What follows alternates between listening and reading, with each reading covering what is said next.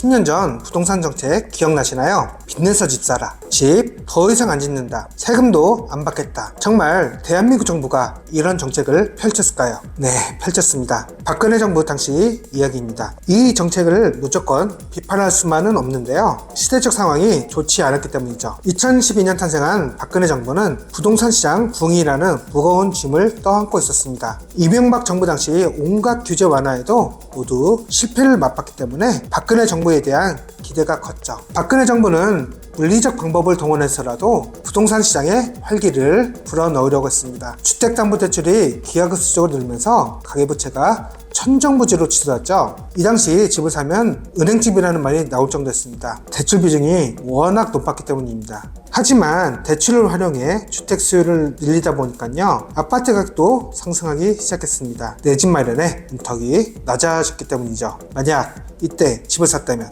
얼마나 올랐을까요? 잠실 주공 5단지 전용 76제곱미터형 시세를 확인해 보겠습니다. 2014년부터 올해 5월까지 시세입니다. 2014년 시세는 10억 5천만 원이었는데 올해 5월 현재 25억 7,500만 원 선의 시세를 형성하고 있습니다. 약 2.5배 오른 가격입니다. 이때 집을 사둘 거라는 아쉬움이 밀려오지 않나요? 그럼 이 당시 무슨 일이 있었을까요? 시작은 4.1 부동산 대책을 발표하면서입니다. 박근혜 정부 부동산 대책의 시발점이었죠. 표에 보이는 내용이 모두 부동산 규제 완화 내용입니다. 파격적인 내용들이 대거 포함되어 있죠. 주요 정책 내용만 간략하게 말씀드릴게요. 당시 미분양 주택 현상이 정말 심각했습니다. 집이 남아돌고 불 꺼진 아파트가 넘쳐날 정도였습니다. 그래서 정부는 공공택지 분양 물량 30%에서 40%까지 줄이는 내용을 포함시켰습니다. 민간 분양도 일부 제한을 뒀고요. 공급과 수요의 균형을 위해 신규 주택 공급을 억제한 거죠. 건설사들 입장에선 정말 힘든 시기였습니다. 수요를 확대하기 위한 내용도 다수 포함되어 있습니다. 생애 최초로 주택을 구입하는 자에겐 취득세 면제 혜택을 제공했습니다.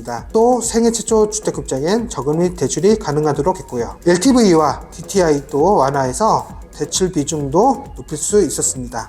9억 원 이하의 신규 미분양 주택이나 1주택자 보유 중소형 주택을 연내에 구입할 경우 취득 후 5년간 양도소득세를 전액 면제해 주기로 했습니다. 지금으로서는 상상조차 할 수 없는 일이죠. 이후에도 4.1 부동산 대책 후속 조치로 각종 대책이 나왔습니다. 대체로 주택 공급을 줄이는데 초점을 뒀고요. 택지개발촉진법을 사실상 폐지하기도 했습니다. 부작용도 만만치 않았지만 궁극적인 목적은 달성할 수 있었습니다. 집값이 꾸준히 올랐기 때문이죠. 거의 10년 가까이. 청담동의 청담자이 전용 84B제곱미터형은 2013년 당시 12억 9천만 원에 거래됐죠. 이후 아파트 가격이 꾸준히 올라서 올해는 32억 9천만 원으로 신고가를 경신했습니다. 무려 2.6배 오른 가격이네요. 성남시의 판교 프로지오 그랑블 전용 84B제곱미터형은 2013년 8억 9,800만 원에서 올해는 23억 6,500만 원으로 2.6배 올랐습니다. 역시